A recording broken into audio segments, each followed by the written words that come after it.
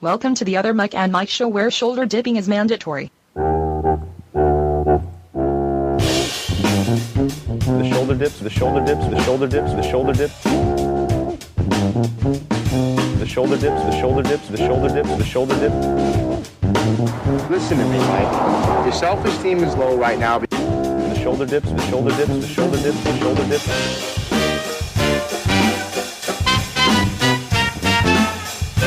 Do you know how stupid that sounds? The shoulder dips, the shoulder dips, the shoulder dips, the shoulder dips. Mike. What day is it, Mike? What day is it? It is day for recording the other Mike and Mike show. I'm Mike Whittles. And I'm Mike T. Mike T in the place to be. Here we are at the first show of October, show number 5. Shows are flying by at this point.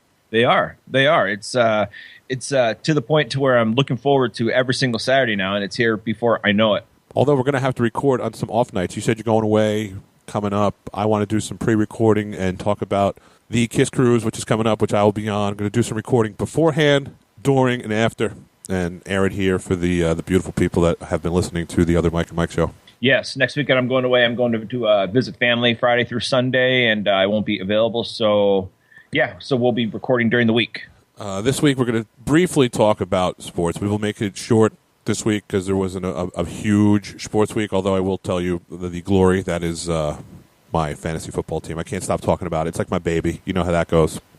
Yeah, I know. We're going to talk about parenting.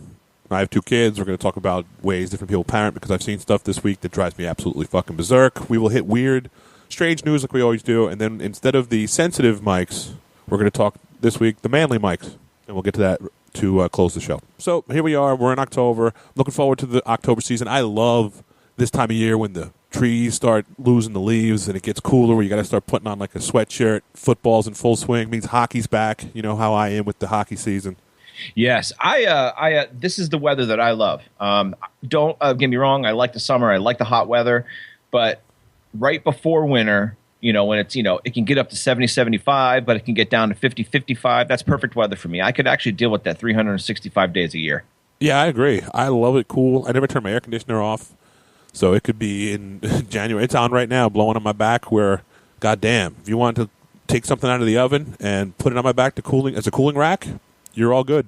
I love it cool. But I like this time of year because I love hockey. And it's right before you get to that point where you got to put on like all that layers of clothes and you know what I mean? Where your fingers are breaking off in your ears. It's not that cold yet. Just enough just to get your nipples a little bit popped and gets that dew on your thighs and you're just ready to rock and roll. Yeah, absolutely. October is one of my favorite months of the year, mostly due to the weather and the leaves. I love the leaf changes. Where I grew up in Western PA, it's just all woods. So, I mean, you got, miles and miles and miles of some of the best foliage that you ever see. I think that was the first time I ever heard somebody say foliage that was straight. I don't even know where it came from because I don't even think I've ever used that word in my entire life. And where did you pull foliage out of? I don't know. It just popped into my head, so I said foliage. I kind of like it. I might use it again. All righty then. What a special friend you are. So it is getting cool. If for those folks out there, we should have had the other Mike and Mike sweatshirts made up, for Christ's sakes. We definitely should have. And I think will. We'll get some shirts and some stuff made up, eventually, soon. Yeah, I got some friends that do it, so I can do it on the cheap. So we'll have to talk about that. So let's talk about the sports world. Obviously, neither Mike cares much about college football, but I will say I have not been paying attention at all. So I'm sure you have not either. No. I had an email. Somebody emailed me wanting to know why we talk so much NFL and not college. Because college is trash. No, that's not true. It's just not exciting to the two of us. So we don't want to talk about something that we know not much about. Yeah, I mean, and that's like what it is. I don't know anything about it. So therefore, why am I going to try to talk about something that I don't know anything about? And it's just trash. Trash. Pure trash. It means nothing. I don't want to watch a team blow another team out 72-10. It's just not fun. One suggestion I did have from the listeners so far, my pal Greg Gay said that we should have a music segment. Well, we're trying. We're getting there. We have the sensitive mic and this week the masculine mic. And maybe as we go on, we'll have somebody to talk more music. I know Sir Egg asked to come on and talk football. He's another guy. It's like Carmen San Diego. Seems like the guy's traveling all over the place, so we'll have to figure that out. And then I lined up some stuff with the rock and roll folks, the Kiss folks, to come on and talk about the Kiss cruise. So to talk about my fantasy team, like I told you during the week, I think I sent you a text saying that this was the bye week. You know, that week where for the fantasy football players out there, you know, that week where you didn't realize that you drafted 7 guys that all have that week 4 bye, and then your backups have the bye, like the poor drafting that I did. This was that week for me. So I had to start Bortles. I think I told you that. I had to pick up people that were just complete trash, and then I let Trent Richardson, the Colts running back, start. He finally hit the end zone. He put up a huge number for me. My team revolves around DeMarcus Murray. DeMarcus Murray is such a goddamn stud, and I hate the Dallas Cowboys. He's killing it this year. He's amazing. He's 100 yards every game. Yeah, every game. Amazing. And I have that clown Bell from the Steelers. He's been a stud too. Yeah, he's right now in our league. He's top 5 in fantasy points in terms of wide receiver, running back, and tight end. I think he's top 5. And Steve Smith, I have a Steve Smith. He's killing it every single week. You know, he came out of nowhere. He's got a rejuvenated season, but I still can't win. You know, I'm 0-4 now, but like both of my leagues are like polar opposites of one another. I'm in first place in one league at 3-1, and I'm in dead last in the other league at 0-4. And I just can't seem to get it right. That's terrible. I'm 4-0. Not to brag. No, I would brag too if I was 4-0. Yeah, 4-0, feeling good. My knuckles are bleeding from all the ground and pound I'm doing on the competition. And I took out the guy. This was the only 2 top teams. We were both 3-0 going into this week, and I think I sent you the screenshot where I beat him like 192 to 187 or something. It was a bloodbath. We were standing in the pocket both with the crimson mask, and I came out the champ, baby. So we'll see. 4-0 does nothing until it comes to playoff time, and you wind up losing in the first round, and you see your money just go flushing down the fucking toilet. Well, I mean, what you do is you just keep winning, and then and then you get that first round bye. So because I mean some leagues only do playoffs 2 weeks. Our particular leagues we do it 15, 16 or 14, 15, 16, and the 2 division winners get first round byes, and then it's a lot. It's a lot of rules. I can't keep track. I just want to know. I just beat the next guy you put in front of me. Right. Well, this week at my 0-4 team, it's 9th place playing 10th place. So hopefully I can come out not in last place. Because if I lose this week, if I go to 0-5, I'm having a fire sale. Oh, no. I'm having a fire sale. I'm selling them for $20 a player, and I'm just going to get my money back. Fail. Where's the commissioner of that league? Me. I am, actually. Oh, that's a disaster. I'm not going to cheat. I won't. I'll just make sure that my bench players are filled or my buy guys are filled, but I'm not even going to pay attention to it anymore if I go 0-5. There's no way. I mean, last year I was 1-4 in one of my leagues. I came back and I made it to the playoffs, but 0-5, I think you're done. Yeah, 0-5. You change your team name to what's your team name now? It's time. I got a picture of Bruce Buffer. Oh, it's time. You should change it to like Rain Man Ray or something. I'm an excellent driver. Something like that. Bunch of Rain Men. Yep. And then in my other league, it's the name of my team is Eli Looking at Things, and I had that Down syndrome picture of him. Well, that's always nice. Yeah. I was Lordy. The one year, remember I told you that I was undefeated in that one league back in like 2009, 2010? They invited me. I think I told you this. I don't know if I told you on or off doing this, but I told you they invited me, and they never invited me again because I went undefeated. And my team name that year was Lordy I Be Goat Boning, and it had a goat with a guy behind it, and the goat's eyeballs were popping out of its head. So not only was I beat the league, these guys never invited me back because some of them were offended by my picture and team name. Put your shoulders up. Yeah, put your shoulders up, definitely, because if they were in my league, they would be. I mean, there's some rough names. Yeah, I'm sure. There's some rough names, but it is what it is. It's just fantasy football. You know what I mean? We're not serious. It's just no, but guys playing fantasy football should not be offended by Lordy I Be Goat Boning. Put your shoulders up, you fucking homo! Come on, man. You break. Exactly. Anyway, so I wanted to get into talking about parenting the kids because I have 2 kids. Mike has yet to have kids that he knows of. My kids are 9, 10, 2 boys. Boys, I think, are much easier to raise than girls. That'd be my guess. Yeah, I mean, I can probably agree with that. I mean, like I said, I don't have kids, but I would probably assume that a boy is is easier and less complicated to raise than a girl. I would think. I would just think you get a lot of bruises. Got to worry about them wrapping it when it comes to a certain point. Right. Got to watch what they see. Today is harder than when we were kids because today they have the internet, tablets. You know, we used to watch Spanktravision through all those crazy lines, and you had to put it sideways. Your head sideways, trying every now and then you get that frozen point where the lines would jiggle, but you would see some boob. Those old school VCRs with the tuners on the top, and if you tuned it just right in between each of the channels, you could watch black and white, fuzzy late night movies. Yeah, soft porn where you'd hear like moaning, but you see the side of a woman's head. Yeah, that's it. Yeah, but they were for us. It was amazing. That was watching like Marilyn Chambers to us. So I was like behind the green door. For sure. Now now they have access. Now kids have access to the world, and they can look at anything that they want to look at on the internet. Anything they want. Anything they want. I used to go to my dad and say, "Yo, what does it mean when my thing stands up?" And now my kids are coming to me like, "Dad, do they still do donkey porn in Tijuana? We might want to go to San Diego and just take a side trip, just the boys. Leave mom in a hotel." That's pretty much where we've progressed in that. It really has. It's gone from, innocent little questions to your father to just the most extreme scenarios possible for kids that aren't even 16 yet. It's crazy. These kids don't even have pubes yet. Mine are 9 and 10. That's crazy. And a side note, my 9-year-old who was under the autism spectrum, and I got to get him to stop cursing. The kid, I hear him on his computer yelling, "Shit, Jesus!" And like last night, I said something to startle him. He goes, "Jesus Christ, you scared the shit out of me."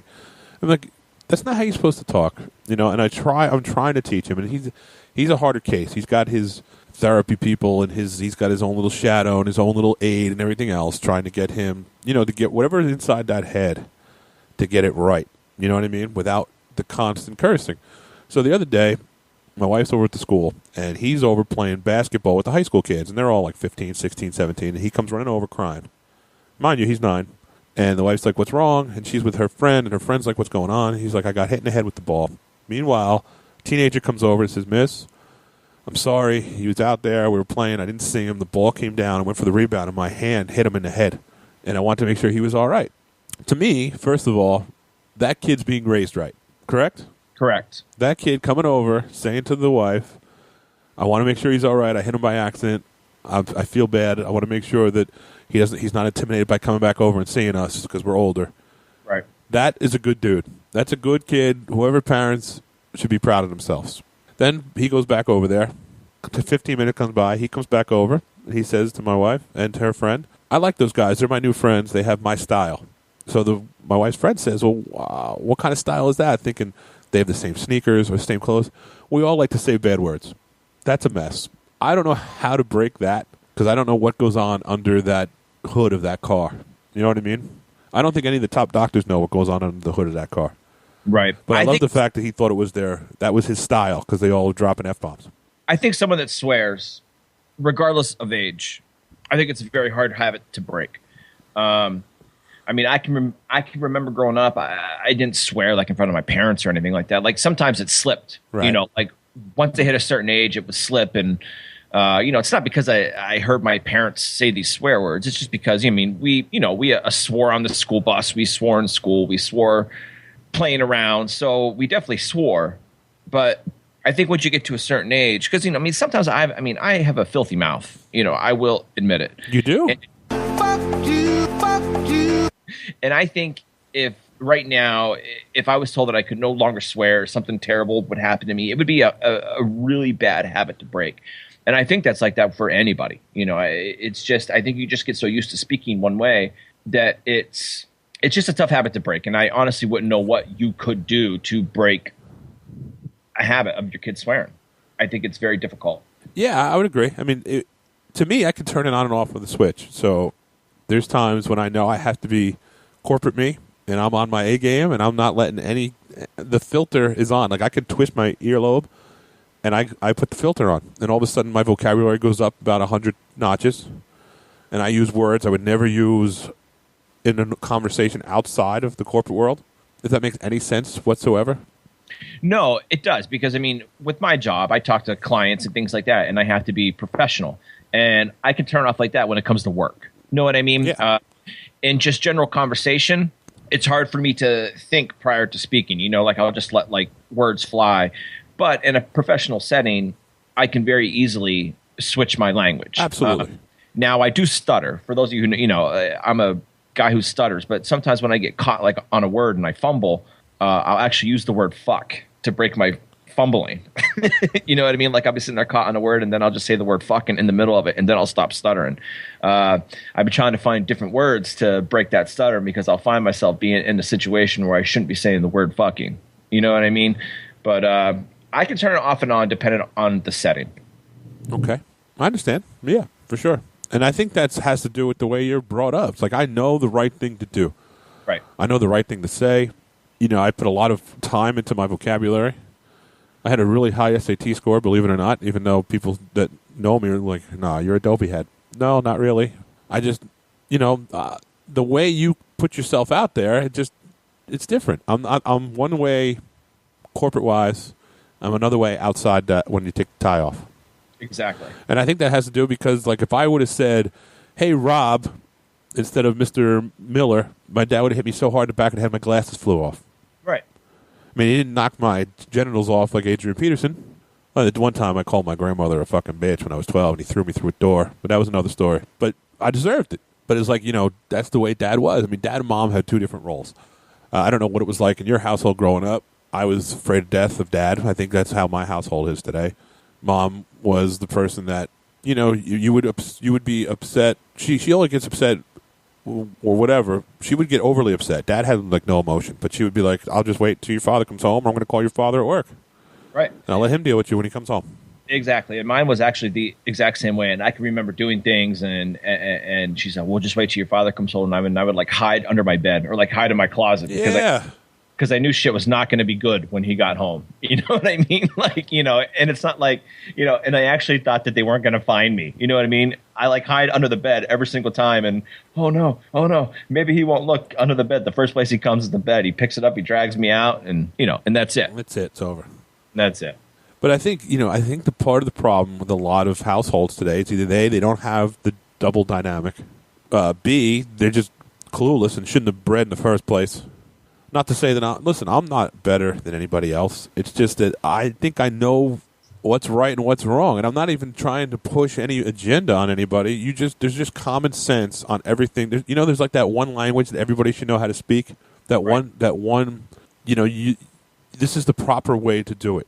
Not because Dad says so, because the good people of the world say so. Probably not a best example, but small things like today, I still hold the elevator door and let females go first. Likewise. I mean, it's just the way it is. I stand up when people come over to a table to eat. I actually taught somebody recently the proper table manners at a business lunch. What each piece of silverware does, how you're not supposed to, you rest your wrist on a table. When someone's talking, there's a certain way you put your hands. Not because I'm an elitist, just because when you're dealing with elitists, they'll pick up on it. Absolutely. And, and the thing is that when you're with somebody like that and you're doing business with them, that can make and break a sale, that can make and break a business relationship just like that. I mean, these people that are, the 1% that you're working with, believe it or not, whether people think so or not, and you're exactly right, they look at things like that. And, to this day, just the other day when I went to the doctor and I met the doctor for the first time, the second that he walked into, to the room, I stood up to shake his hand. You know what I mean? Me too. I didn't sit in the chair and say, hey, how you doing? And look the other way. I stood up, I looked him in the eye, and I shook his hand, and I squeezed. It's, not as hard as I could, but I squeezed his hand, and I gave him a firm handshake, and I stood up. I think a lot of my manners were given to me when I was in the military. I joined the military right out of high school, and to this day, I call everybody sir and ma'am. Still, there's a lot of people that I'll meet that I'll still call them sir and ma'am. It's just kind of ingrained. It's just a respect thing. I do my best to treat people the way that I'd like to be treated, and that's it. No, I understand completely. My dad's the same way. My dad used to have the recruiting officer sitting on my bed when I was a senior because he believes everybody should go into the military. Because it would be less havoc in the world if people had organization and discipline. I agree 150,000%. I mean, there's countries that make you join the police force or the military force for 2 years after graduating high school. Yeah. Yep. I think it should be mandatory. What I don't like is when I was 16 and I would come home and my sock drawers were dumped upside down because my socks were not folded and stored properly. I don't think that's ever happened to me. And there was a certain way you have to fold your shirts. My dad's a cool cat, but he's a very organized, very disciplined guy. Right.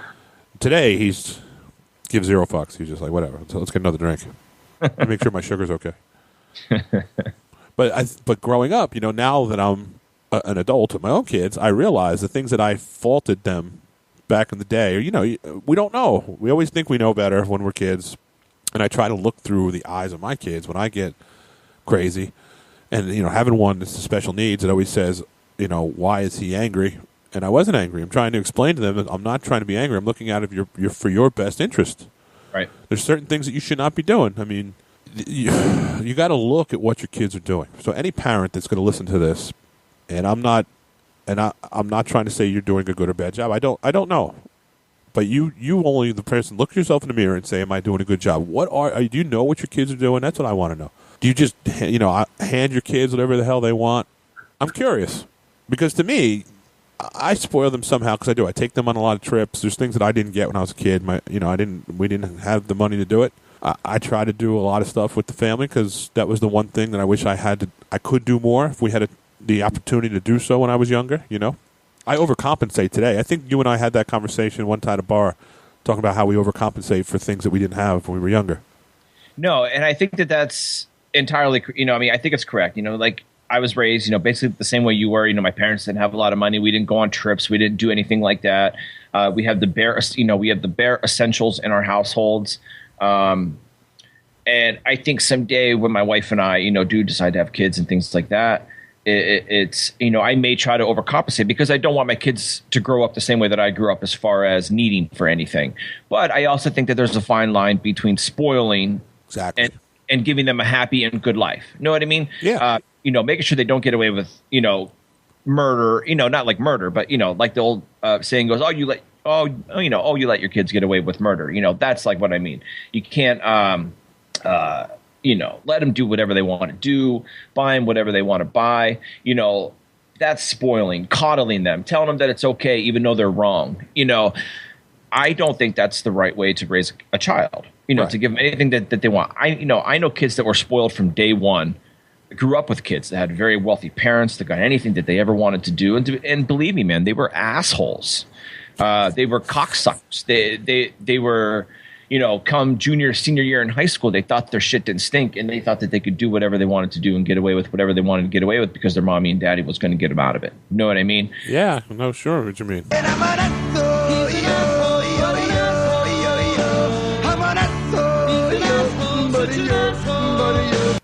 And, and there's a difference. And, someday when I do have a kid, I'm going to make sure that they never want for anything. Right. But I'm also going to make sure that they have the utmost respect for people. No, sure. I mean, I see friends of mine that don't have a lot, but they make do what they have. They do great jobs being parents. I see people that do terrific job parenting their kids, and they're wackadoos like me.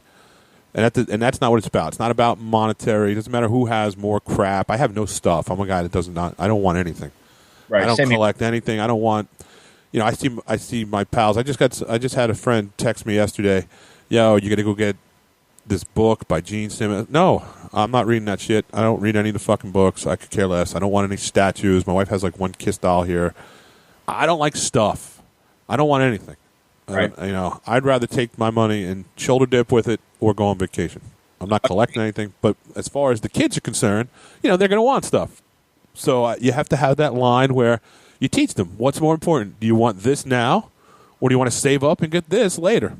Right. It's all about teaching your kids and letting them make a choice, just like religion. I don't practice, but I'll teach them when the time is right. If you want to, and you want to learn more about it, you come to me, and we'll make sure that you're taught properly. Right? I mean, that's the way. To me, Whitney said it best, baby. I believe the children are our future. Teach them well and let them lead the way. That's right. Teach them well. Teach them well and let them make their own choices. Like if they want to smoke crack like she did. No, I'm kidding. I'm kidding. Well, I mean, look, here's the deal. Even like something like that, if they want to go out and they want to lie to you and they want to make that choice, then they have to deal with those consequences. And let me tell you what, someday if my kid ever had an issue and got in trouble with the law or anything of that nature, I'm not going to do really anything to get them out of it. They're going to have to learn their lesson. And I'm sorry that, maybe I'll feel differently at some point in time when I do have a kid. But, my dad always let me if I got in trouble, I got an underage drinking when I was like 16, I think, or something like that. He's like, you fucking deal with it. Know what I mean? Yeah. He's like, I'll, take you where you need to go to sign your paperwork or do whatever. He's like, but I'm not going to try to get you out of it. Know what I mean? Like, you are the one that did it. So therefore, you are the one that needs to deal with it. It was your choice to drink. It was your choice to do that. Just like when people say that, in poor neighborhoods and in projects, kids come up and they're a product of their environment. And it's because that they're poor and on welfare and their brother and their father was in a gang, that's the reason that they're in a gang. Let me tell you what, maybe in some cases that's the case, but I firmly believe that everybody has a choice regardless of the environment that you were brought up. You had the choice to go out with a gang and rob, steal, pillage, kill, or you had the choice to stay home and study your fucking math. You know what I mean? You chose to go out regardless of how you were raised. I think everybody has a choice, and I think you should be able to deal with your own consequences, and not cry that you were raised in a poor environment. I think the only problem I would disagree with there is that the parents need to emphasize the choice. They need to say, listen, this is what you're going to get by going out and shooting people and robbing them, and this is what your life is going to be if you do this. And I know you don't believe me here, but you got to, as a parent, sometimes you got to force that hand. You can't let them fall into that trap of knucklehead just because that's the product of your environment. Right. At a certain age, I agree with you. Growing up at a very young age, you should probably instill that choice into them. But once you hit the ages of 16, 17, 18, 19, man, you're close to, and you're close to an adult at the age of 16 and 17. You can think for yourself at those ages. You know right from wrong. Of course. At the age of 17. A parent shouldn't have to tell you, don't knock the old lady over on the corner of the street and take her purse. No, it's ridiculous. Yeah, correct. But, when you're 8 and 9 years old, if they allow you to be surrounded by that, I could see at those ages you making some bad choices. But once you hit a certain age, Yeah, that's it. There's not much you can do. You gotta let them make mistakes. Right. I've made mistakes. The only good thing, and I will say this is a little hypocritical, my dad was a cop. He helped me a lot. But if I did hide behind the blue wall once, twice, 10, 20 times, he made me pay for it. Right. Not only with either physical, but he would put sanctions on me, like the government would. You'd take away my money, my car, and once I had a job all through high school. The day I turned 14, I don't even know what it's like today, but the day I turned 14, I was able to get my working papers back in the day, in the mid '80s. And my dad knew somebody at the ice cream parlor, and he's like, "Listen, as a favor to me, whether or not he was using his influence as a small town, big sheriff or whatever you want to call it, he was like, can you give my kid a job?" But I worked, and when I was a knucklehead, that check, we had the same names. I was junior. Well, that check got forked right over to senior. Right. I didn't see a dime. And he was like, listen, until you can prove you're not a knucklehead, thanks for the check. Yeah, I think I was 13 when I started working. I think I had a paper route. You know what I mean? I think I was 13. I started with a paper route. And I had a paper route for a couple years. And I remember my neighbor worked for the local borough. So when I was like 16, they got me like a summer job, working for the borough, cutting grass, digging ditches, things like that. I've been working since I was 13 years old. Sure. I earned my own money. And my parents didn't keep my money. They would tell me that I was a moron for spending my money on what I would spend on. Know what I mean? Like I would get a paycheck and the whole paycheck would go to like Double Dragon 2 when it first came out. Of course. They're like, oh, what do you, save it? Why don't you put it in the bank and then you can save up for college and this. Save? What is this? What is this save? Yeah, what is college? I'm 14. What is college? 15. What is college? And then by the time that I graduated high school, my parents like, look, I'm sorry, but we can't afford to send you to college. You should have saved your paper route money. So I joined the military. Legend of Zelda was much more important. Yeah, so like, oh, that's what you mean. I shouldn't have bought Double Dragon. I should have saved it for college. That's right. No one's doing that, though. No one is. No one's doing that. We needed better. That's a whole other show. We need a better system for education. It should be about learning, not about big money. Agree. But there's people out there that will wholeheartedly disagree. But that's a discussion for another day. But I understand. Nobody wants to save. We're kids. Man, I was a dopey head. I was the same thing. I was going to the arcade, feeding like Mr. Do, just like stupid games and trying to buy chicks funnel cake to get a handy. Yeah, for sure. Well, that's all we would do. I grew up on the boardwalk down on the seashore, and I would find city girls coming down, And you're just like, listen, I'll buy you a funnel cake. If I win you a bear, you give me a handy under the boardwalk. Done. Way more important than a college. Way more. I know this guy. He's a delinquent. He was like our Kelly Leak from the Bad News Bears. I'm like, listen, he can get us blackberry brandy. I'll get you tore up, and your busted braces teeth can go all over the mushroom. I will spend my whole month's pay if I can get some kind of barracuda oral from some girl from Bayonne. Terrible. That's all I cared about. Yep. Absolutely. But today, I'm trying to teach my kids the right thing. It's all about teaching your kids. And to me, I have boys, so I can't talk about with girls, although I will give my opinion because I know friends that have daughters and they don't know what the hell they're doing. They let their daughters trample all over them. As far as dads, I mean, there's a fine line between being a father and, you know what I mean? You don't want your kids to think, oh, this guy's a douche. It's just that fine line that I have to walk.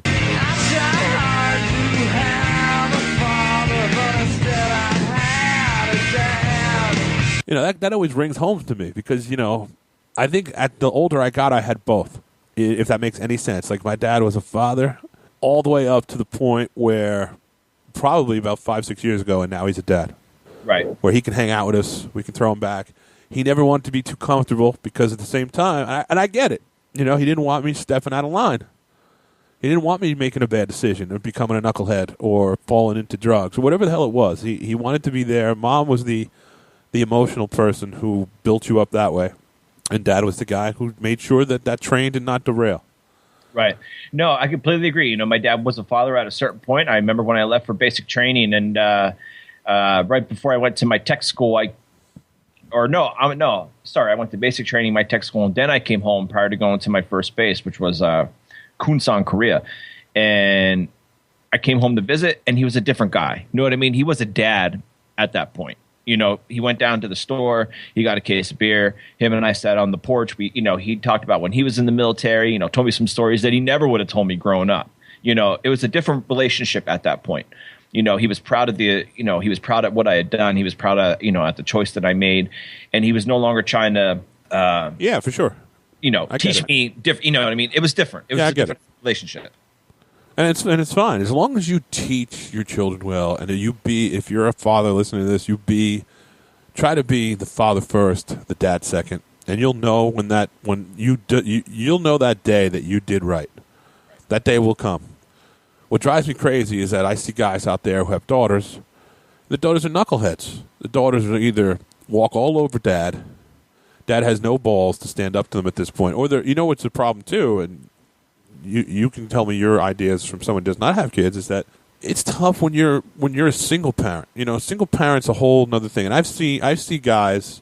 I don't want to name a name. I'll talk to you off here. I see a guy who came from a single parent household, just mom, and that guy knows everything right. That mother did the best job she can do. She was obviously a mother first and a mom second, right? Because he's walked the line where he is one of the nicest guys I know. He knows the right and wrong. And he's not a fuck up. And to me, mom should get a goddamn trip to Aruba or something. She did, you know what I mean? She did something right. Right. And I know that's like a unicorn in today's day and age because I see guys trying to raise sons alone, trying to raise daughters alone. It's a disaster. Either son or daughter walks all over them, and they get whatever they want, and they come in like brats. And if I'm just like, yo, man, backhand that bitch, right, or cut them off. Where's the sanctions? I had sanctions. What, are you afraid they're not going to talk to you? Well, fuck them. There's a part in time where that contract expires. I understand there's emotion involved, and yes, that's painful, but life sometimes is painful. You have to teach. That is teaching them that there is consequences for what they do. And if you let them blow shit all over your face like a monkey, well, shame on you. But like if one of your peers is telling you that, you can't get annoyed. You should be embarrassed. And it's not my job to parent your kid, but I'll tell you what, your kid comes anywhere near throwing shit in my direction, then it's on. And you know what I mean? Then you have awakened the Kraken. And then if you don't have balls to deal with your kid, you don't have nowhere near the balls to deal with me. I'll snap you like a twig and fire you behind me and keep dealing with your kid. I mean, you got to teach them right. And there comes a day, and even if you did not, through the course of their life, there has to be a day where that behavior continues, where you finally say enough's enough. And you give them that hard talk where, listen, you're a fucking asshole. What is wrong with you? I'm mad at myself for doing such a bad job because your behavior is so embarrassing to me. To me, any human being that has any saving qualities is going to get it. No? Am I wrong? No, I mean, no, I think that some parents are, whether single parents, whether, there's a mom and a dad, I think that some parents are so concerned about what their parent or what their kids are going to think about them by whether they're disciplining them or what, that you're right, that they just let them walk all over them. And it makes for, in my opinion, and I hate to use the word, but it is what it is. It makes for a terrible kid. It makes awful for brat. Terrible person, whether boy or girl. In my experiences and my friends that have kids, I have friends that both have sons and daughters, friends that just have a daughter. In my experience and in my opinion, daughters are the worst when they're spoiled rotten and they're allowed to do whatever it is that they want to do. Boys, they tend to be, regardless, they tend to be a little different, a little more, respectful and things like that. But no, you got to worry about other things with boys. You got to worry about other things. Right. There's different things that you have to worry about, especially when it comes to, when you're letting your daughter walk all over you and do whatever it is that you want to do because you want to be the cool dad or the cool mom. And what it turns into is a 13-year-old girl posting images of herself on like Instagram, like pictures that a 12 and 13-year-old girl shouldn't be posting of herself. First of all, a 12 and 13-year-old girl shouldn't have an Instagram. Shouldn't have an Instagram. Agree. That's in my opinion. No, I agree 100%. And if I, had a daughter, it'd be minimum age, especially a daughter, 16, man, minimum age. Before you have a Facebook, before you have an Instagram, before you have a Twitter, I mean, you're lucky if you get it at the age of 16, but my limit would be at least 16. But a kid can't just sign up. A parent would have to sign them up, right? Or they don't know. They don't know who's opening that account. You can just lie and say my birthday was in 1947.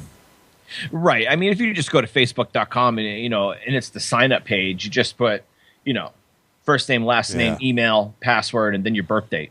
I can't. If my kids signed up for something, I mean, mine are 9 and 10, I would kill them. I mean, just like, listen, your computer privileges are taken away for a year. You're right. I mean, I wouldn't want my son or daughter before, I'm thinking 14, 15. 16 seems a little harsh. Nah. You don't think so, huh? Nah. I mean, especially if like your daughter's doing something crazy like, 14, 15 years old. Sexting. Sexting or like in a bathing suit and taking a selfie of herself and out to the world, man. I'm sorry. Picture of her prepubescent thighs for all of us old men to look at. Right. Maybe it's just overprotection gene that I possibly have, but I wouldn't want that. Like, I wouldn't want to go out to like my Instagram account and start flicking through and see that, my buddy that I went to college with liked my 14-year-old daughter's bikini Instagram post. Yeah, like doing like a duck lips and peace sign. Yeah, I would, I would flip out. Yeah, I would too. I would probably end up in the hospital that night taking like lorazepam or whatever that is in there. Well, it's funny because we have a good friend whose kids are all on, like one of the kids that goes to school with my kids. And I don't want to name the name, but he was talking to them. We were all talking, and they were like, yeah, my daughters gave me a hard time. All three of them have like Facebook and Instagram accounts. And my wife was kind of like, that's a mess. That's a fucking disaster. What's wrong with you? And, just because you're a single mom, put your shoulders up.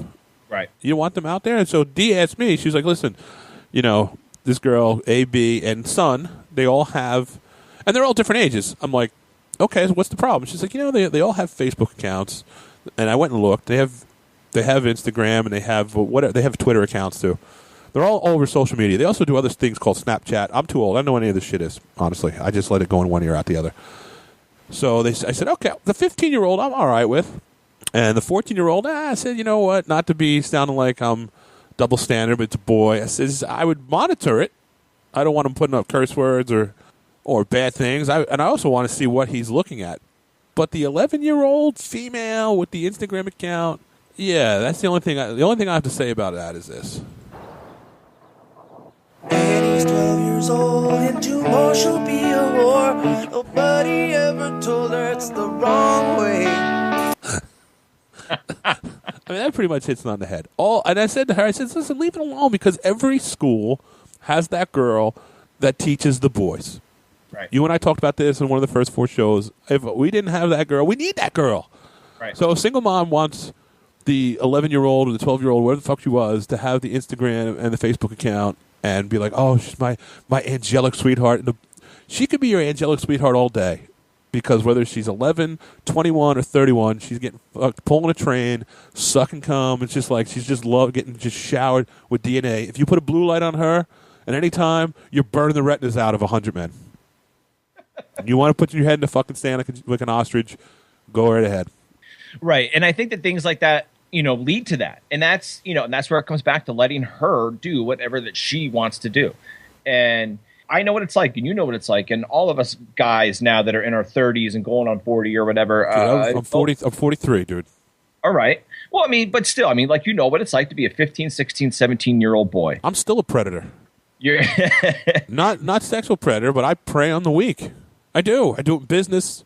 I did it back then. My wife just had that conversation with me. She says, you can pick a person apart in 3 seconds. I was like, yeah, I did it I was away for business last weekend, and I brought one of my younger guys with me who's sharp as a tack, and he said to me, dude, I've never seen you outside the office. You were sharp as a tack. It's like you shredded that fucking girl, and you knew right away what her weakness was. I was like, that's a skill that you got to learn.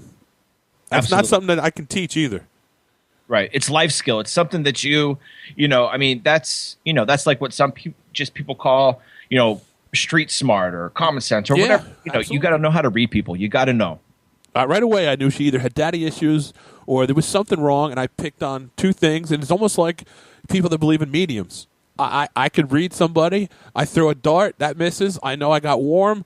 I'm getting warmer. Bang, that dart hit. And now I got you. I got you like a great white shark, and I'm not letting go. Right. And I know that I'm under your skin now, and I know you're off your game and you're on full tilt. Absolutely. And if I wanted to, I could probably bang you. Even my 320-pound ass could probably still get that. Just by a few good words, couple drinks. It's all about knowing. It's you all got to about know. knowing. Yeah. That's it. I'm actually out on Facebook to answer our questions. And this is right from the Facebook website. To be eligible to sign up for Facebook, you got to be 13 years old. Oh, 13. That's to me, that's young, man. It's young, man. Some of these things that I see on Facebook, it's promoting, dude. You're gonna have a horse. You're gonna have little horse, which is awesome. It's awesome if you're in Macau. Not so awesome when you're in New Jersey. Right.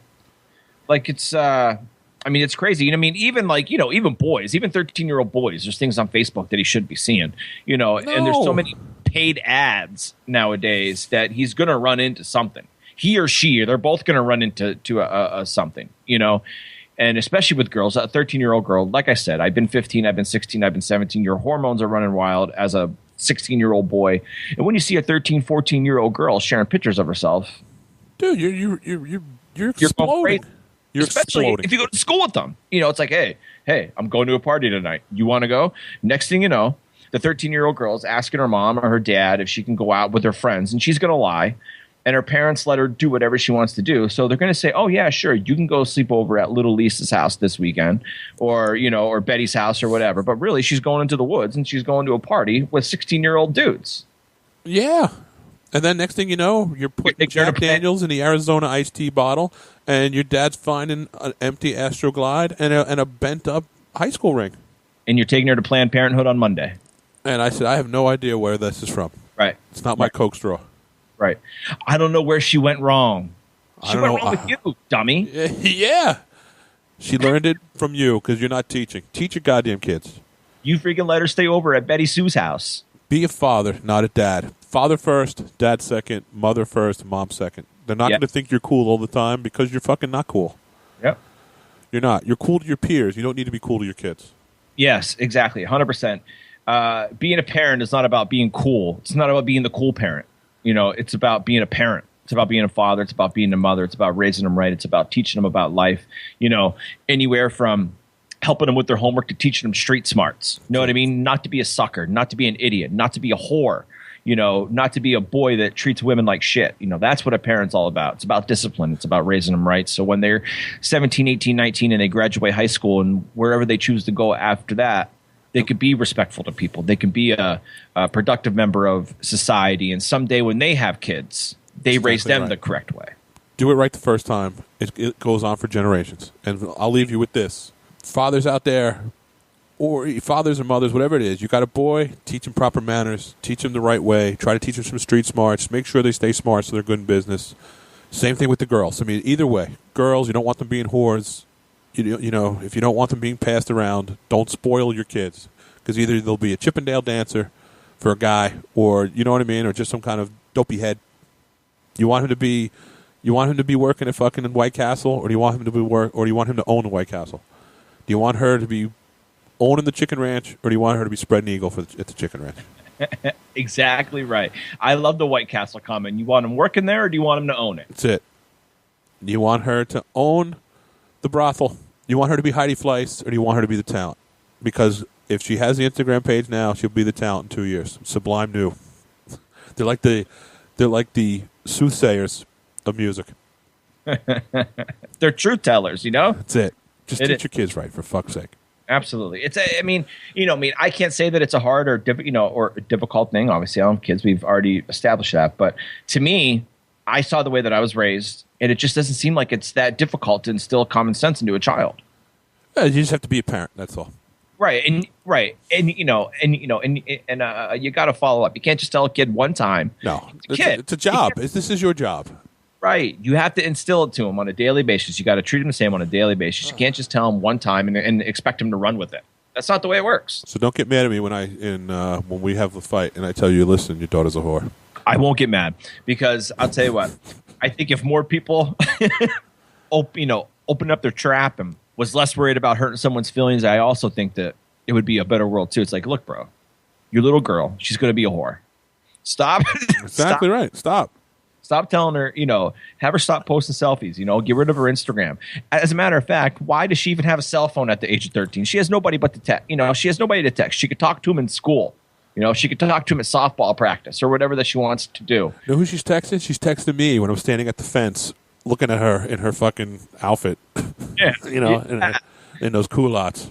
Don't even get him a phone. No, come on. It's ridiculous. Oh, she should be doing homework, not posting selfies. Anyway, we're off the soapbox. Listen, if you disagree, let us know. Let us know at theothermics.com. Let us know on at TOM. What the fuck is it? Theothermics.com. What's it on Twitter? And then all the links. Well, I always say, just go to theothermics.com. All the links to the Twitter and the Facebook, iTunes, Stitcher, they're all out there. The Twitter is TOMAM show. That's what it is. That's why I just always say go to theothermics.com, and all the links. Everything's on there. So let us know how you feel. You're a parent. You're not a parent. You have an opinion on this. I'd love to hear it, because I would love to tell you you're wrong or pat you on the back for being right.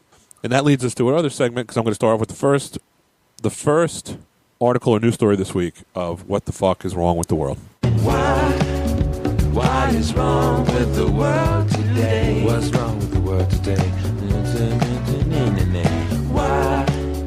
What is wrong with the world today? Now, did you see the male student that got the threesome with the two teachers? I did see it. It was all over. I mean, the 24-year-old, 32-year-old threesome the kid. How does that come up? I don't know if you haven't heard about this, you're living under a rock, especially if you listen to us. There are two female teachers, not unattractive. I mean, not prizes, but not unattractive. And they had a 16-year-old student who, what did you expect him to do? Not tell anybody? He was bragging that I just banged teacher A and teacher B. Right. I mean, how does that? I want to know. Listen, this is happening more and more in society today. But what I want to know is, how does that formulate? Where does that? When you're in the teacher's lounge and you're like leaning over, like, listen, I'd love to lick your crotch. And wouldn't it be great, like, if we were grading papers and you were licking my crotch, I was licking yours, and that kid from social studies who just turned 16 was going from one hole to the next? I don't know how something like that happens, but what's funny is that this happened is that something like this actually happened in my high school. And the teacher got fired. I mean, the kid was 16, 17. He started having sex with the teacher. They moved to Pittsburgh together. It was a mess. So, like, I don't even know how things like this transpire. Like, I don't know if, maybe one of them was a tutor, or they both tutored him at one point in time, or, he stayed late after class, or it was Saturday detention, and I don't know. Something's not right. Something's not right, because I don't know how it ever transpires when a teacher has sex with a 15 or 16-year-old student. I don't know. And he had a threesome. He had a threesome, right, with 2 teachers who weren't ugly. I don't know how something like they were kind of all right. If I was 16, those are like 2 models. Right. And of course the kid's going to brag, which got him all caught. Let me ask you a question. If you and I are 16 and you did that, you're not going to come over here like, oh, Miss Jones, yeah, I just came all over her face while Miss Jackson watched. Well, it's hard because obviously I've never been in that situation. No, but even if you just think back when you were 16. At least one person. Dude, I'm getting a campfire in the middle of the goddamn hallway, and I'm talking to as many people who want to sit around that campfire, and I'm being accompanied by an acoustic guitar when I tell that story. I mean, come on, are you kidding? I'm hiring Bruce Buffer to do the intros into my bedroom if I'm getting the 2 of them. You're right. I'd probably brag pretty significantly to everybody. God damn, are you kidding me? There has to be something mentally off. It just has to be for them 2 to be in the middle. However they got that to happen, where that kid winds up with them in one of their bedrooms, and they're all just getting destroyed. In my opinion, that's like the most baffling part about it. It's not baffling that a teacher, once again, had sex with another student, or in this case, 2 teachers and 1 student. But the formulation. I don't know how something like that transpires. I mean, There's a good chance that maybe those 2 teachers were already together. Correct. Maybe they were already together, and one of them said, "Hey, did you see little Johnny? Yeah, he's pretty hot. Yeah, I mean, he's a pretty grown up for being only 16. Yeah, he looks 18. Right. That's tutor him. That's let's say that he needs help for after class, and then we'll make our move. And I mean, a 16-year-old boy is not going to say no to 2 teachers. I don't care who you are. Yeah, let's see if there's hair on the hills underneath the overhang. Right. Absolutely. I mean, it's just. Some 16-year-old boys might say no, and they might be, get the fuck out of there because they're. No, but most won't. Most would. She would be like, how virile a 16-year-old is. Forget the toys that we're using, the strap-ons. We'll just bring him in. He can last all night. Right, like the 16-year-olds that I grew up with, the majority of them would not say no. No, I don't know any that would say no. Right, unless they're already gumming another guy. Right. So I just don't even know how a situation like that begins. That's just bizarre. You got to know there's going to be charges filed. You look at that show. There was a show called it was like Cheer Moms or something, and one of the stars of the show, who was this douchey mom and a bratty kid, she started banging one of the classmates of the kid. So now the show was canceled off of TNC, whatever the fuck, with TLC, whatever the channel it was on, and the girl's in jail like 10 years, bucking something like 14-year-old. That's crazy. And this is somebody that my wife liked the show. We were watching it for weeks. I would sit on the couch on my iPad like, do we really have to watch this shit? And now I'm just like, but then my thought was, they canceled it? Now that she's fucking like a kid? I want to see that transpire. I want the court case. To me now, my eyebrow raised. That's a book that I would buy because I want to know what happened. That's a Lifetime movie that I would watch. Because her husband seemed like a normal dude. Right. How does the husband react to that? Oh, one of my daughter Amy, her classmate Johnny was banging my 40-year-old wife, and he's 14. To dad, I'm killing the bloodline. I'm Kaiser Sose at that point. Right? For sure. I'm Kaiser Sose. I'm cutting it off. I'm killing everyone that has any DNA in that bloodline. 100%. I don't know. I don't get it. All I do is, listen, shoulder dip to the 16-year-old that got to double dip the teachers. Anyway, moving on. We have this couple enjoys regular hardcore threesomes with expensive sex dolls. So I don't know if you read this story. Have you seen this? I have not seen this. Let me see if this video works. I got a sound clip here. Hopefully this will work. Oh, yeah. Risk or and then it's safer. Yeah. No emotional entanglement. Terry is always ready. Oh, yeah. Yes, which is why I'm saying that he has 3 different parts. Three different parts. Yes. Wouldn't that be good? 3 different parts of this doll. Any degree of jealousy between you towards Terry or you towards Bianca or any of the other girls? Always. Maybe, we could sometimes. So they have this doll, right? They have this sex doll, which is the most weirdest thing ever. This person, Shauna Bigelow, she's only a little jealous of the numerous sex dolls that her boyfriend keeps in his basement. This, first of all, it's just the strangest thing known to man. Let me send you this link while we're talking about it. see here. But their freaky extracurriculars involve little to no attachment unless he decides to use a different attachable penis for the male doll named Terry. I'm speechless with this. The two met on a dating website more than a year ago. She said she wasn't put off when the guy showed her the basement where the dolls are in their own bedroom down there. They have wigs, different clothing. This is the strangest fucking thing known to man. So they have like multiple threesomes. Sometimes they bring the male doll in, sometimes the female doll. I don't know. Isn't it just easier to go to Vegas and go to the goddamn Chicken Ranch and just hire a girl for the night? Just get it over. Right. Just get it over and done with. At least she'll move. At least she'll do something back to you. At least she'll be like, exactly. She'll help the two of you. I know a couple of my friends listen to this. Not to say that we've done that.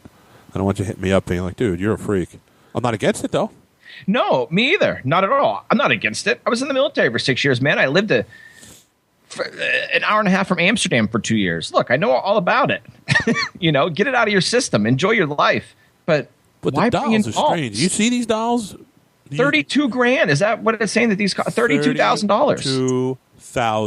$32,000. That's a car. That's a nice car.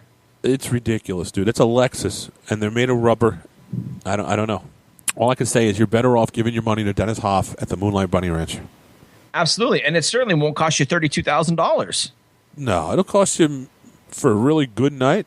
Probably $5,000, I'd say. Oh, $5,000. You're getting the whirlpool and 3 chicks. Right. Not that I've been there. No, never.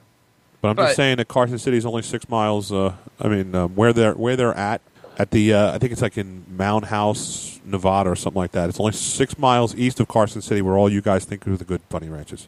The Moonlight Bunny Ranch is the way to go. Just go to where all the ranches are. Make a left, go 6 miles. Make a right, go 6 miles.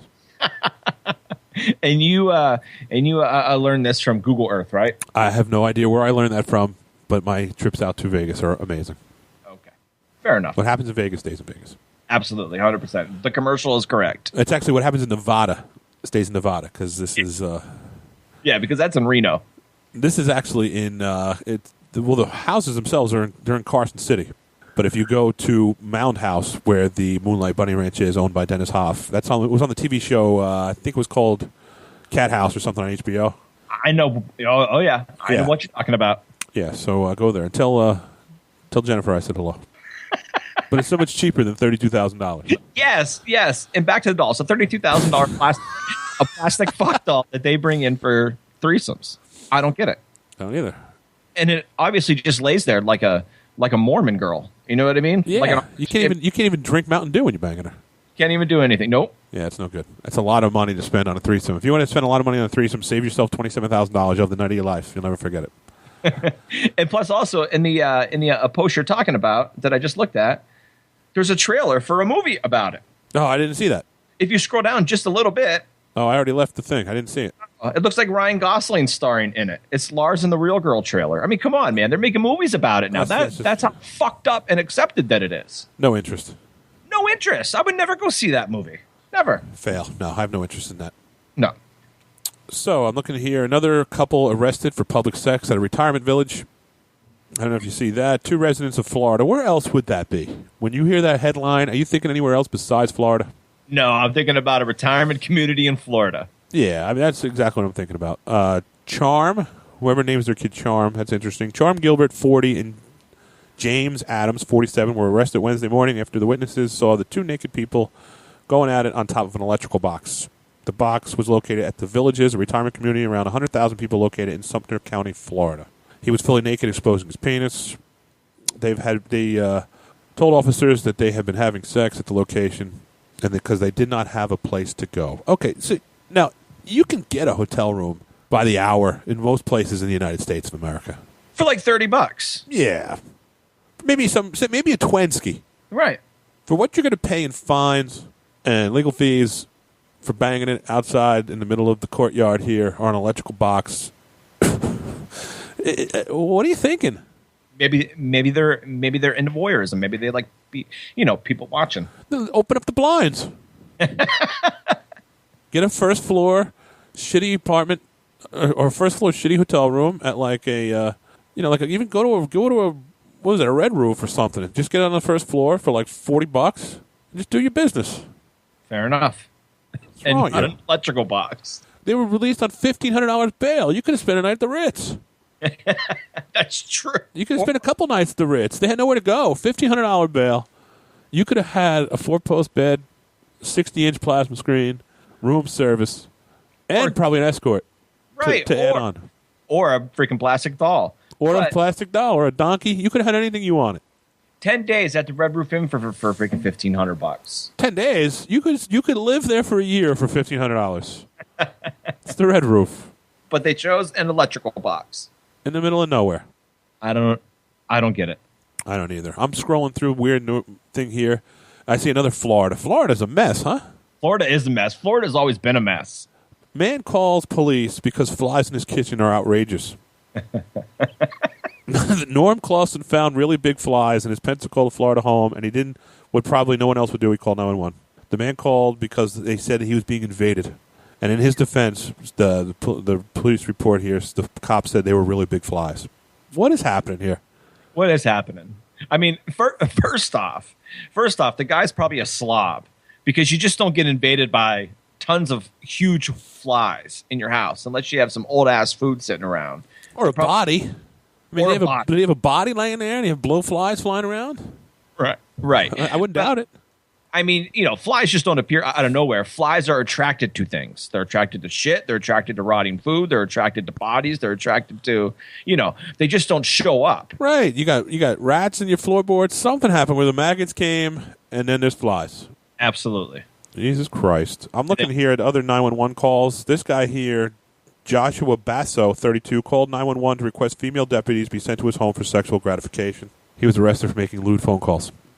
What is wrong with people? What is wrong with people? I don't know. Jarvis Sutton, 34, was arrested after calling 911 80 times in one day asking for a delivery of burgers and Kool-Aid and pot. And they're all in Florida. Police in Tampa, Florida, arrested Robert Hagerman for calling 911 on his daughter after he refused to buy him beer. So he got arrested. What is happening? I have no idea what's happening, man. If freaking hell exists, Florida's going to it. I mean, it's already there. Florida might be hell. It's already hot. I mean, all these people getting arrested for there's people out there that really need 911. Absolutely. Here we go. East Hartford, Connecticut. Robert McLennan called 911 and complained that he specifically asked for a little turkey and a little ham and a lot of cheese and a lot of mayo on his club sandwich from the Grateful Deli in East Hartford, and they got it wrong. So this fucking guy called 911. Right. No wonder some people can't get through it. I mean, it's a serious problem sometimes that people will call 911 and they can't get through, for an emergency because you got people calling because of flies and a fucking ham sandwich. John Pasella called 911 at 4 a.m. and told the operator he wanted to see officers at the house because he wanted to fight them. And when the police showed up at the door, he lunged at them and the officers promptly beat the shit out of him and arrested him. That just sounds like a suicide attempt. That sounds like, suicide by cop or whatever they call it. I don't know. Just a lot of, you can look up bad 911 and a billion calls come up. That's amazing. There's this guy here called 911 complaining that his wife would not let him check Facebook in peace. Now he got arrested. This is what happens when you have too many people and not enough to do. You know what I mean? This is what happens when the world is overpopulated. People get bored. Anyway, you guys got weird stories. You got stuff you want to talk about. Send us a message. Go to theothermics.com. And let us know. We'll talk about weird news every week. And we'd like to hear stories that you guys have because there's some wacky, weird shit going on out there, for Christ's sakes. Yes, there is. Now, to wrap up the show, we're going to do last week we did the sensitive mics. You said my Jeff Buckley was more sensitive. I'm going to leave it out there for a little while longer. I want you to put it back up because I can't see how Mazzy Star is not vagina where Jeff Buckley is a genius. It's gina to genius as far as I'm concerned. I don't know how the fuck I lost that, but... Yes, I'm not ending that yet. Losing. No, you were losing the sensitive mic vote. I refuse to let that go. So we'll leave that up for a little longer. So now we're going to do the masculine man mic, where if we're going out, the whole idea with this is that when we're going out, and I said to Mike, listen, I'm going to bring a couple of my pals. We're going to come down to the Mohegan Sun by you out there in the middle of Pennsylvania, and we're going to shoulder dip like champions. What song would you put on as we're getting ready to get pumped up to do man things? Correct? Correct. So Mike's... And we'll put it out there. What do you think? So which is more manly and which is more going to get you ready for a little man night out? I'm talking drinks, maybe a little inhalants, maybe some gambling, maybe some strippers, whatever the night holds. And Mike T, this is what he said. No matter how how hard you try, you can't stop us now. No matter how hard you try, you can't stop us now. Since the prehistoric ages and the days of ancient Greece, walked down through the Middle Ages, planet Earth kept going through changes, and then the Renaissance came. I'll tell you what, I'm ready to go out now. Absolutely. I just got pumped up. You know what I mean? I got the chills hearing that. I want did to go too. do something. God damn, I forgot what we were doing. Times continue to change. Nothing stayed the same, but there were always renegades like Chief Sitting Bull, Tom Paine, Dr. Martin Luther King, Mike T, Mike W, shoulder dip. Can you imagine they're going to change the words to this? It'd be amazing. Once you take your for sip, you got to start the shoulder dip. It'd be fucking great. So that's Rage Against the Machine, Renegades of Funk. I love Rage Against the Machine. Love it. One of the best bands ever. Oh, my God. So that would be Mike T. So when we put it up, you can vote for him or you can vote for mine. Mine is a little different than Mike's. Mine's one of my favorite New Jersey bands of all time, the Bouncing Souls. And the song is called Manthem, which to me, that's what you want. When you go out, you want the Manthem. I'll just start you off with the chorus. So Bouncing Souls, Manthem.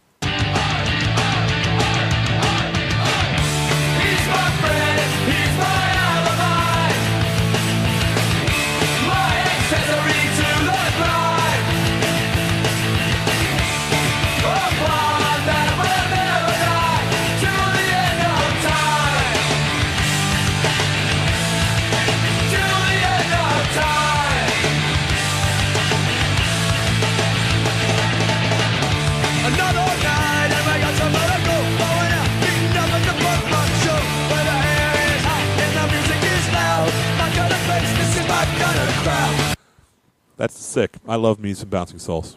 That's nice. Now I definitely want to go out. I mean, those songs should be played back to back anytime that dudes get ready to go shoulder dip and play some blackjack. I agree. Absolutely agree. Let me see if I can call up quickly on the fly. You know, I'm friends online with a guy named Rory Moore. He plays all over the place, but he's known for this like old school 1950 organ that he plays. He's a jazz cat. And it's on my bucket list to go over there and get drunk with him. He was on the clown table when I did that at one point. And I have a love for jazz music. Right. And he was in a band called Les Holmes. And every now and then he gets together with them in London and they perform. And there was a song that they did, and we had it on, and we were selling it at one point on the show, on the side panels. And he was getting people buying the damn thing. That's why he came on the show. And I'm trying to think I can't even remember the goddamn name of the song. Oh, here it is. It was called Introspectro. I'll end the show with this. And it's more mellow than it is anything else. But this is what we would play for like 2 years when we got ready, like in Atlantic City, to go down and do some shoulder dipping and playing some Baccarat or some Pagao. Me and like Sir Axeman would play this, and it caught on, and people were buying it. And he actually came on the show to talk about, people were buying my song off of some blokes in the States. And he's a cool cat, so eventually I want to get out there. So I'll end the show with that. So before that, you'll see the polls, which song is more manly to get out, Rage Against the Machine, Renegade Funk, or Manthem by Bouncing Souls. We'll do more of this type of stuff, probably one a week of some sort of angle on this. Check it out if you're a parent. I want to know what you feel. Is your son going to be charged an armed robbery or own the White Castle, or is your daughter going to be running a Fortune 500 company or getting a train pulled on her in Vegas? I'd be curious on what you think. Thank you to everybody that's liking the show. Check out our social media. Do all that stuff. Tell a friend. That's the one thing we ask everybody, right, Mike? Just tell somebody. Check us out. Like the page. Even if it's just one person, just tell one person, then maybe that person will tell one person, and and then that's how we're going to get out there to you people. And we promise that we won't disappoint. That's right. So until next week, I'm Mike W. And I'm Mike T. And we'll see you on the backside, bitches.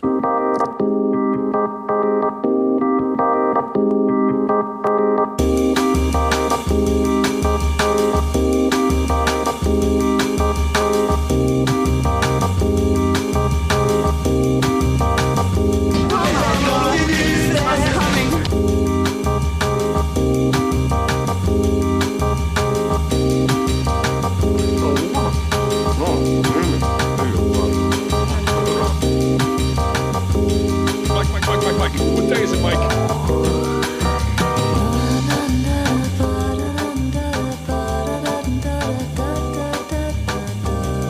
Mike. What day is it, Mike?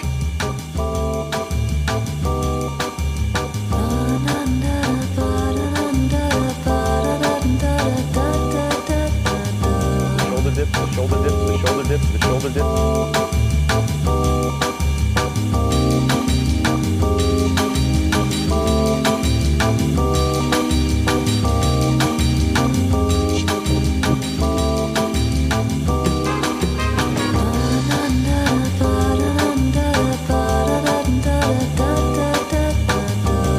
shoulder dips, the shoulder dips, the shoulder dips, the shoulder dips.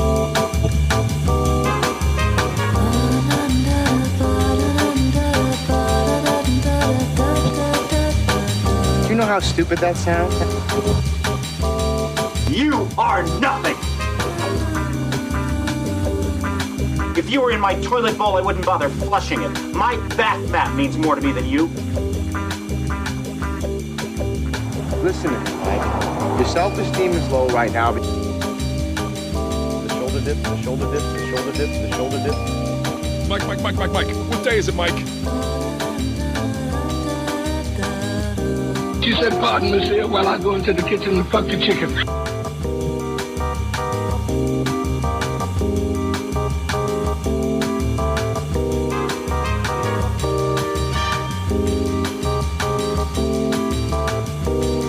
A man's life force is in his nuts, in the base of his testicles.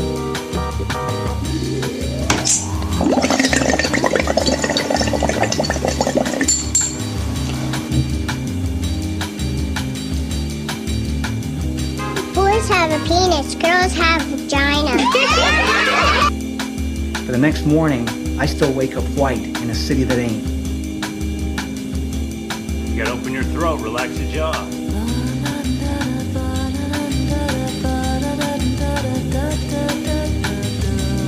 You're in more dire need of a blowjob than any white man in history. Did you come yet? Did you come yet? No? I tell you, I don't have all day. Tick-tock, tick-tock, tick-tock. You pull my face closer to your massive erection.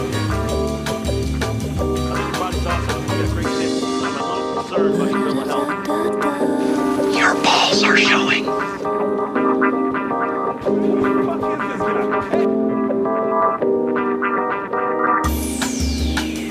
Hey, where are the white women at?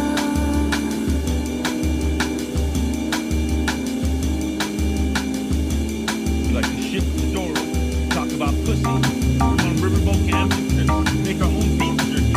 That's what we do. They don't slap, they don't flip, and they don't dip. They don't slap, they don't flip, and they don't dip.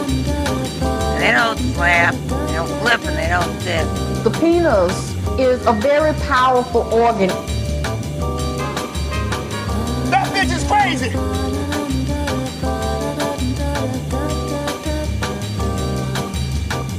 They will suck a dick up to the hip up.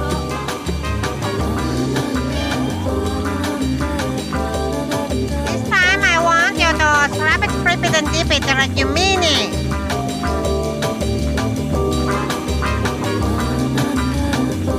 I'll be able to slap it, and I'm not gonna have time to flip it and rub it down. What is it about good sex that makes me have to crap? You really jarred something this time.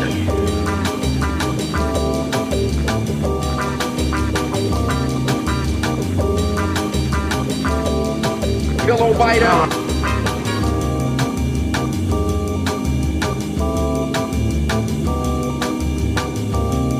I just like to suck dicks. He's a fucking cunt.